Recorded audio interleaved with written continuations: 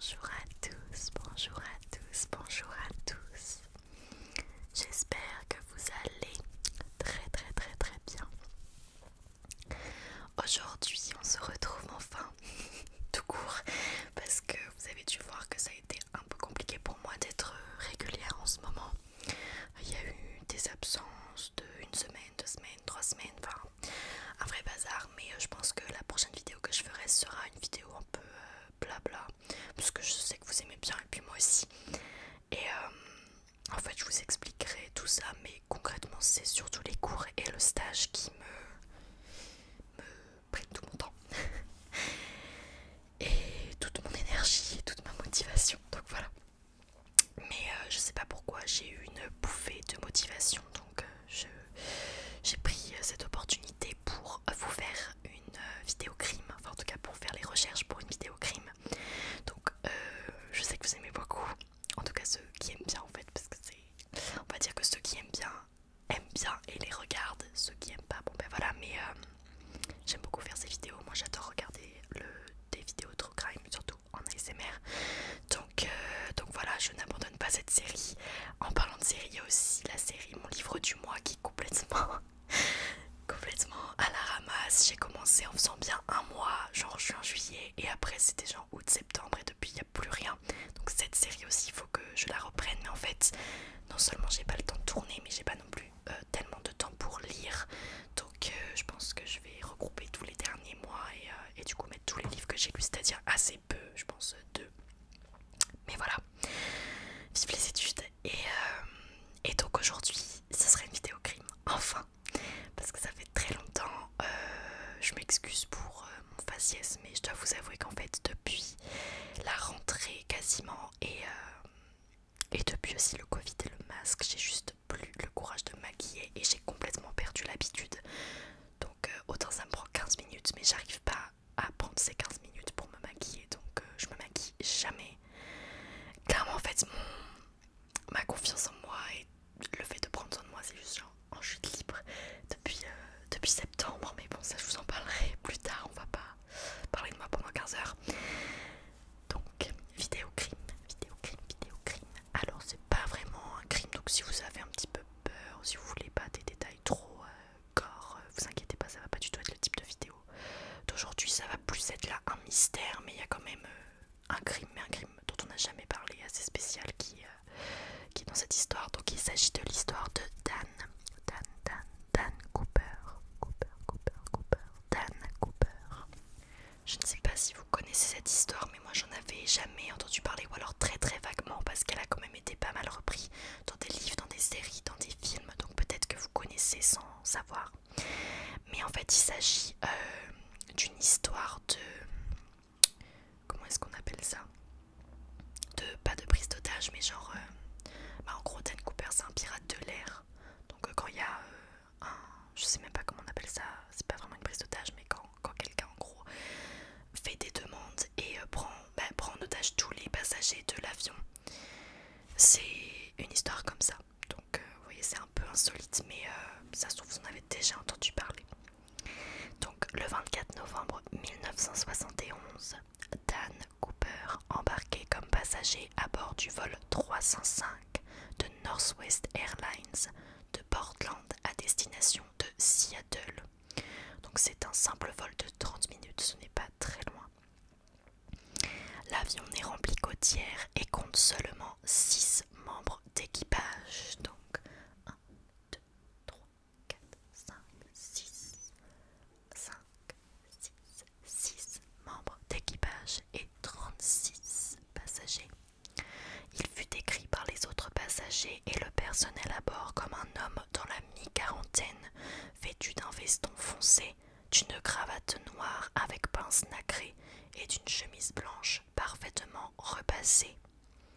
Il portait également des lunettes de soleil enveloppantes.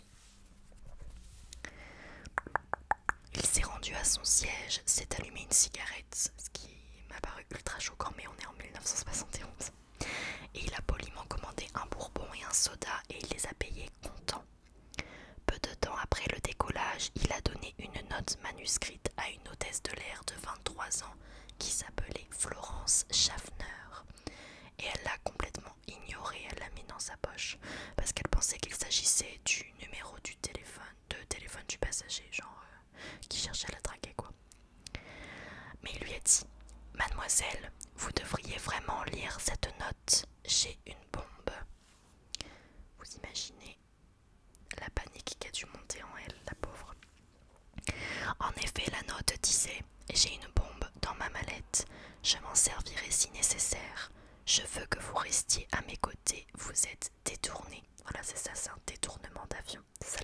recherché.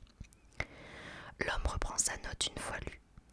Il porte effectivement avec lui une mallette contenant des câbles électriques et des bâtons rouges. Il réclame 200 000 dollars américains, ce qui fait à peu près 1 million de dollars aujourd'hui. 4 parachutes et un camion-citerne rempli d'essence à l'aéroport de Seattle afin de refaire le plein dès l'arrivée de l'avion.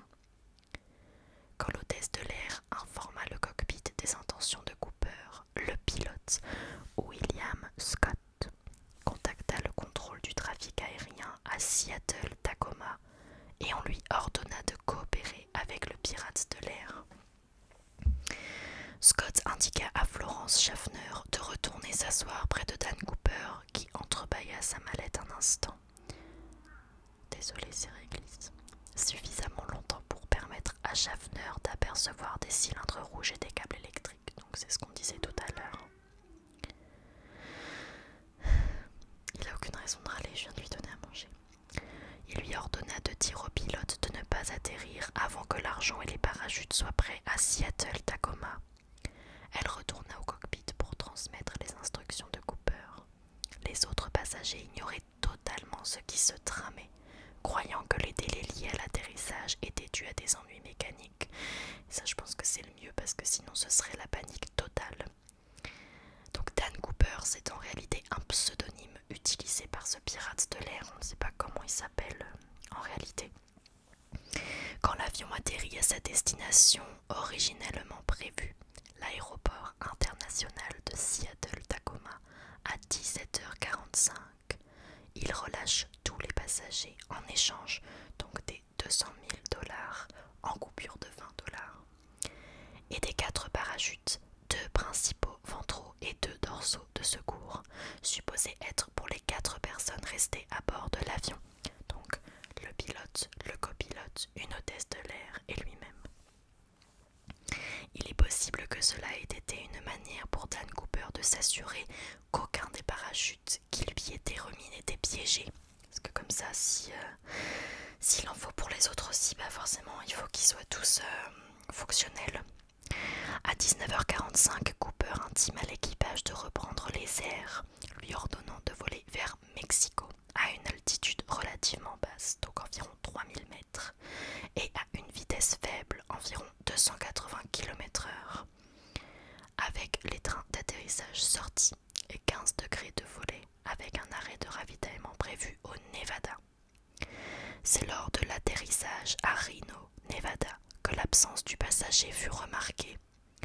On suppose qu'à un moment il a dû sauter de l'escalier arrière de l'avion avec l'argent et les parachutes. Le FBI suppose que son plongeon a eu lieu vers 20h11 au-dessus du sud-ouest de l'État de Washington, car c'est à ce moment que l'équipage aperçut une très légère modification du centrage de l'appareil. Étant donné qu'ils étaient littéralement 4, j'imagine que ça se remarque. À cause de la mauvaise visibilité, son plongeon ne fut pas remarqué par les 2 avions de chasse F-106 de l'US Air Force qui pourchassaient l'avion de ligne. Des spécialistes supposent qu'il a atterri au sud-est de la ville d'Ariel, au bord du lac Merwin, à 48 km au nord de Portland. En dépit de 18 jours de recherche sur la zone d'atterrissage estimée, aucune trace de l'homme ou de son parachute n'a jamais été trouvée, et on ne sait même pas s'il a survécu à sa fuite. Le FBI questionna puis relâcha un homme du nom de Daniel B. Cooper, qui ne fut jamais considéré comme un suspect significatif. Cependant, à cause d'une mauvaise communication avec les médias, les initiales DB sont restées fermement associées aux pirates de l'air, et c'est ainsi qu'il est connu au début du XXIe siècle. Après 3 détournements similaires, mais moins réussis en 1972, le FAA, qui est la Federal Aviation Administration, ordonne que tous les Boeing 727 soient munis d'un mécanisme connu sous le nom de Cooper Vane, une cale aérodynamique mécanique qui empêche l'escalier arrière d'être abaissé pendant le vol. Le 13 février 1980, 5 800 $ en coupure de 20 $ de la rançon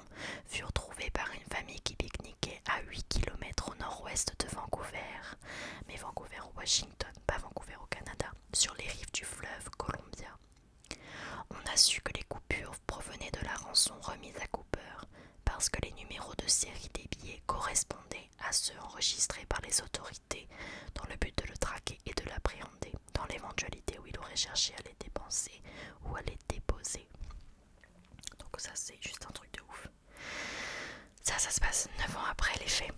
Rien d'autre ne fut trouvé.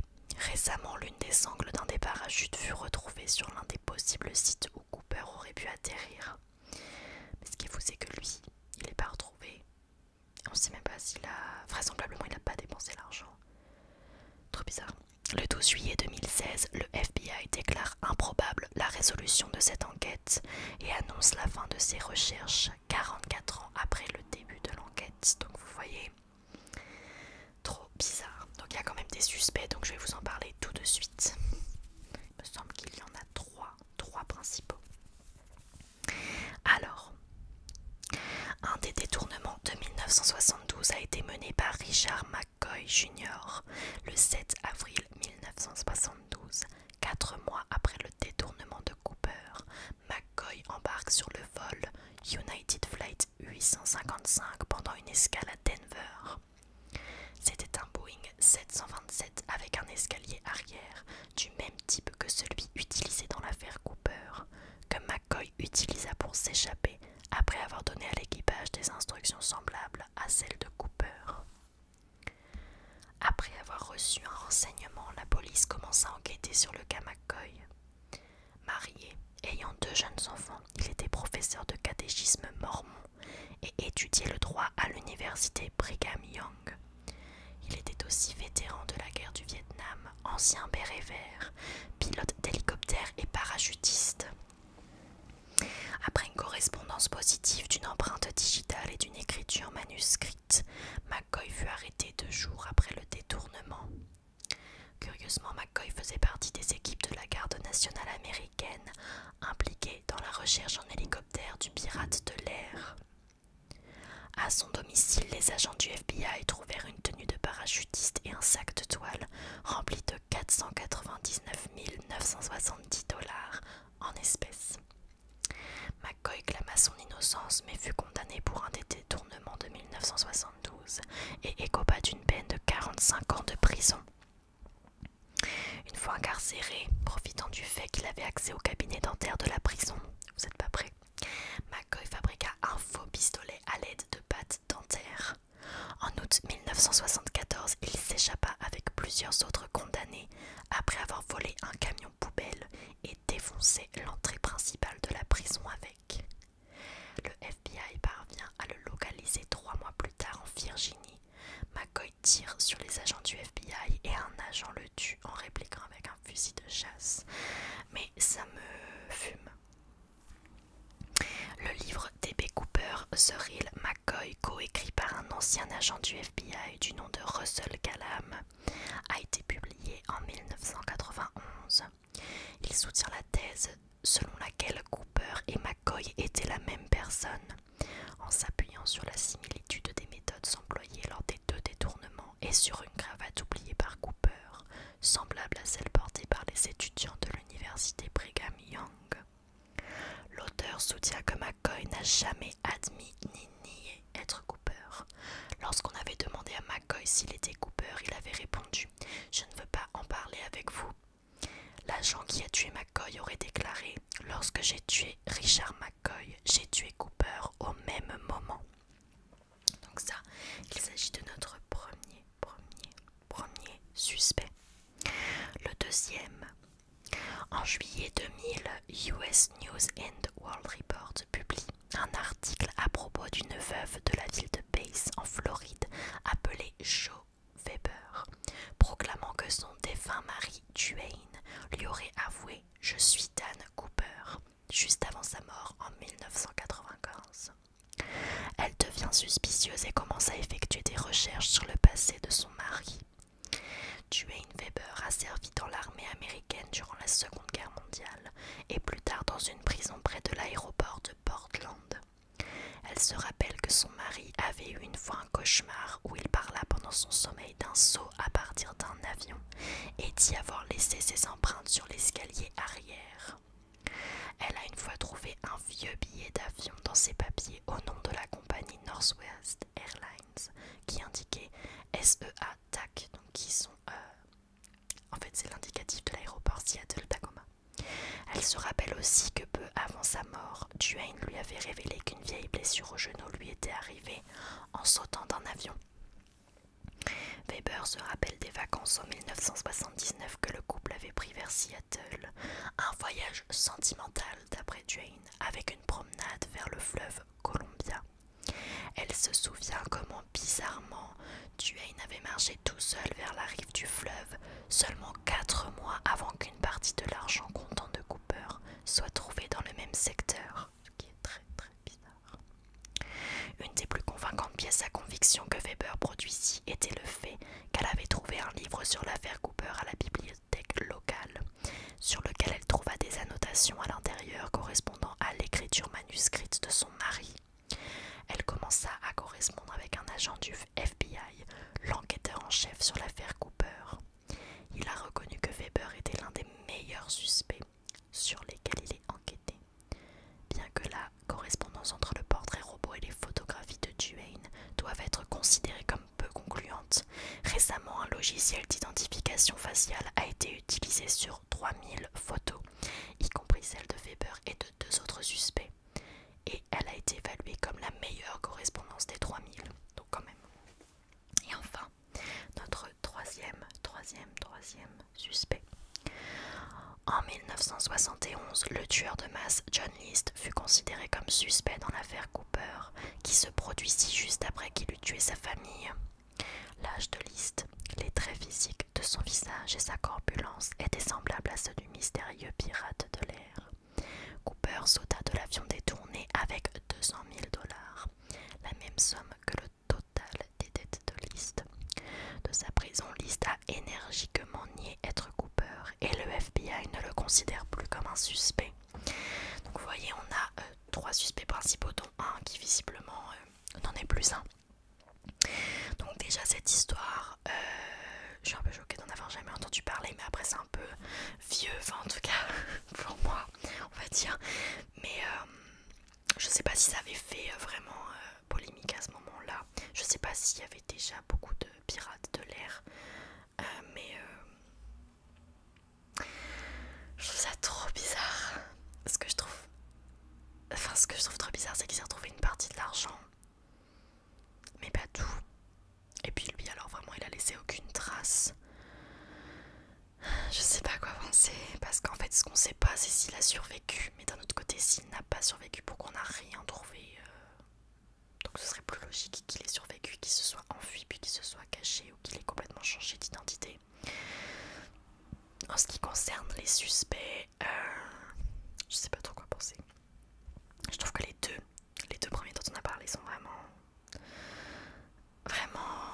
bizarres. Enfin, il y a plein de trucs qui pourraient faire que ce soit l'un ou l'autre. Ça se trouve, on est complètement à côté de la plaque et c'est quelqu'un complètement d'autre ou je sais pas. Mais en tout cas, j'ai trouvé cette histoire hyper intéressante et assez insolite par rapport à ce que je fais d'habitude. Et puis hyper mystérieuse, et ça, j'adore. Même si ça me frustre, eh ben, j'aime bien quand même. Donc voilà, j'espère en tout cas que cette vidéo vous aura plu. N'hésitez pas à me dire en commentaire ce que vous en pensez, si vous connaissiez déjà cette histoire, peut-être si vous avez vu un film qui en parlait, ou une série ou quoi que ce soit. Et puis dites-moi ce que vous pensez être arrivé. Cette phrase n'est pas française, il faut toujours que je fasse une phrase pas française. Ce que vous pensez être arrivé, non, toujours pas. Enfin bref, vous avez compris. Donc dites-moi tout ça en commentaire. J'espère vraiment, je croise les doigts, revenir la semaine prochaine. Là, je vais vraiment essayer de reprendre le rythme. Et si de toute façon la prochaine vidéo c'est juste une vidéo blabla, c'est beaucoup plus simple pour moi de les tourner parce que j'ai